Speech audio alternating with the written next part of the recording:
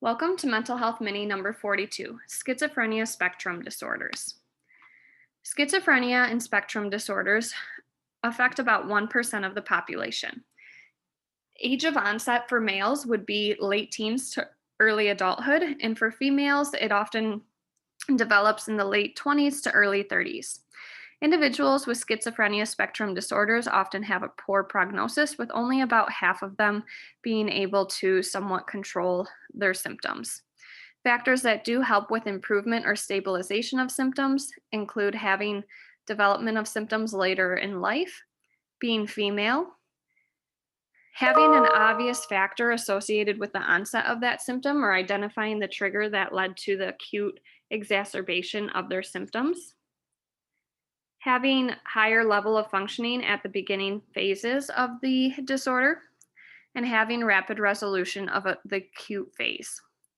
Risk factors for developing a schizophrenia spectrum disorder includes genetics, having excess dopamine, also having abnormal norepinephrine, serotonin, acetylcholine, GABA, prostaglandin, glutamate, and endorphin levels, having substance use, especially marijuana. Marijuana is one of the biggest triggers for a schizophrenia spectrum related disorder or acute phases of schizophrenia. Having prenatal exposure to influenza or staph infections, as well as Toxoplasma gondii. It's more common in individuals that have ventricular enlargement and less gray matter in their brain. It can develop from poor child to parent attachment, having a history of childhood trauma or an abuse, being of the lower class, and being born in winter months. There's 4 stages to schizophrenia. The first stage is called the pre-morbid phase, and this is pre-illness. A lot of times they won't show too many behaviors, but the individual may be more shy and withdrawn, and they may have poor school performance and social behaviors. The second stage is the prodromal phase. This is where they're still not yet at the illness, but they're starting to show some decline in functioning. So they'll have continued social withdrawal, maybe some development of cognitive distortions, and possibly some development of obsessive compulsive behaviors. Stage 3 is the acute phase, and this is when they have active psychosis. This is oftentimes when the disorder is diagnosed and when we start medications and treatment as well. Although there's a lot of theories that if we can identify the prodromal or premorbid phase a little bit sooner, we can start medication sooner and have better prognosis for this disorder. The last stage is stage 4, the residual or maintenance phase, and this is when the individual is stabilized on medications, although they may still have experiences of remission and exacerbations. The diagnostic criteria for the different spectrum related disorders include schizophrenia being the most severe, and this is when they have 2 or more symptoms over the course of a month of delusions, hallucinations, disorganized speech, disorganized behavior, catatonia, which catatonia is almost like a frozen like state. With catatonia, because they're frozen, they're aware of their surroundings, but they have a disconnect between their mind and body. So even though they know what's going on, they're often non responsive and they have inability for movement. With catatonia, we also see something called waxy flexibility. And that's when, if we move the body of someone that has catatonia, the body will stay in that position. Other symptoms of schizophrenia would include negative symptoms, which we'll talk about in a little bit, as well as impaired ADLs, impaired social functioning, and occupational and educational functioning. The next is schizoaffective disorder, and this is schizophrenia with mood involvement. So they either have schizophrenia with severe depressive symptoms or schizophrenia with severe manic symptoms. Individuals that have schizoaffective disorder in a manic state are at higher risk for agitation as well as self-harming and harm to others. Schizophreneform disorder is the same diagnostic criteria as schizophrenia, but the symptoms last longer than 1 month and resolve within 6 months, and they often have a much better prognosis. We can also have substance-induced or medical-induced psychosis, and this includes exposure to drugs, medication, or environmental toxins that cause psychosis, as well as having comorbid disorders such as Huntington's, dementia, thyroid dysfunction, lupus, or epilepsy.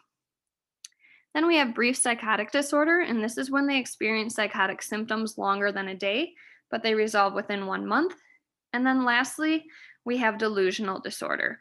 This is when the individual experiences a delusional thought for 1 month without any hallucinations or other evidence of psychosis.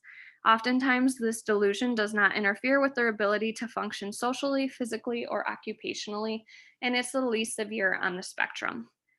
I also have schizotypal personality disorder in here as well. And while this is a personality disorder and not necessarily um, a schizophrenia related disorder, it does have some link to it in that women with schizotypal personality disorders are more likely to have sons that develop schizophrenia. And some of the symptoms of the personality disorder may closely resemble some of the psychotic symptoms that we see. When we talk about schizophrenia related disorders, we want to focus on positive and negative symptoms. So, our positive symptoms are going to be delusions, hallucinations, disorganized thinking, and disorganized behaviors. Different types of delusions are persecutory, where the individual feels that someone's trying to harm them, referential, where they believe that um, things going on around them are directly related to themselves, grandiose delusions, where they have an inflated sense of self, somatic delusions, where they believe something's wrong with a body part, or they may be pregnant, or any other type of physical symptoms that they have that aren't real. Aromatic delusions, where they feel that they're in a relationship with somebody that they don't know. Religious delusions, where they either feel beyond the scope of their own religious beliefs that they are a religious deity, or that religious gods are speaking to them, working through them, things like that. Paranoid delusions is when they have extreme paranoia. Nihilistic delusions is where they believe that they're not alive. And then jealous delusions, which occur when they believe that their significant other is cheating on them. We most commonly see jealous delusions in individuals with Alzheimer's and dementia. The different type of hallucinations focus on the senses. So auditory hallucinations are things they hear, visual hallucinations are things they see, tactile hallucinations are things they feel, olfactory hallucinations are things they smell, and gustatory hallucinations are things that they taste without those things actually being there. Command hallucinations are when the hallucination tells them to do something. Disorganized thinking includes things like loose associations, tangential thoughts, circumstantiality, incoherentness, neologisms, clang associations, echolalia, and word salad. Disorganized behaviors include hyperactive behaviors, hypervigilance, hostility, agitation, catatonia, which we talked about, as well as catatonic excitement, which is the opposite, where they have extreme restlessness and movement. They can develop childlike behaviors and stereotypical behaviors. Negative symptoms, however, are decreased emotional expression, so blunted or flat affect, lack of movement and nonverbal expression and monotone behaviors, decreased motivation, so we may see some anhedonia as well as decreased ADLs, decreased communication, so they may be more withdrawn or have poor rapport with others. They're often socially isolated and engage in concrete thinking. When we think about the positive versus negative symptoms, think of negative symptoms as things less than what that individual would usually have, and positive symptoms as things in excess than what the individual would usually experience. When we are assessing individuals that have schizophrenia or any of the schizophrenia related disorders, we want to assess the 7 domains of cognitive dysfunction as well as any other symptoms that they're having. So the 7 domains of cognitive dysfunction includes working memory, attention, thought processing, verbal learning, reasoning and processing, abstract thinking, and problem solving. Our nursing problems would be impaired reality, social isolation, inability to perform ADLs, risk of harm to self and others, anxiety and fear, disturbed sensory perception, disturbed thought process, and impaired communication. Our treatment for schizophrenia related disorders include non-pharmacological treatments such as avoid startling our patients, ensuring that they have a low stimuli environment, focusing on their feelings and safety. We do not want to validate any delusions or hallucinations. We want to provide consistency in the staffing and care provided.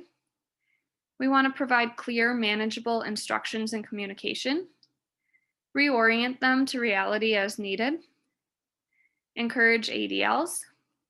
We may need to do some de escalation, and it's going to be very important that we have therapeutic communication and relationships with our patients.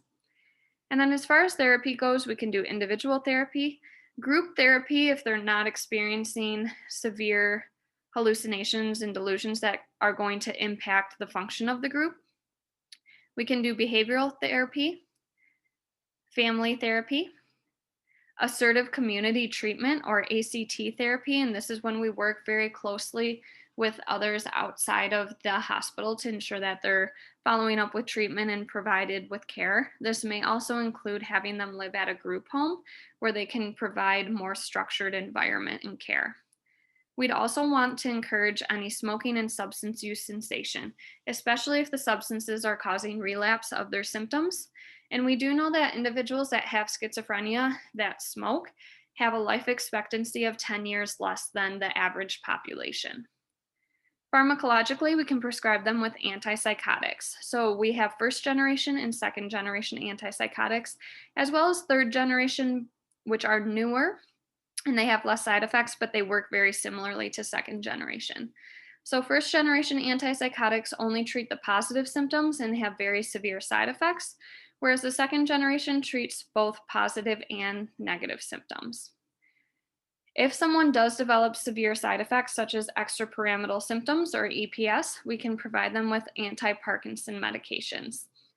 We would also want to monitor for symptoms of EPS or those extrapyramidal symptoms, as well as any medical emergencies, such as neuroleptic malignant syndrome, which can occur with any antipsychotic, or agranulocytosis, which often develops with clozaril. And that wraps up our mental health mini on schizophrenia spectrum disorders.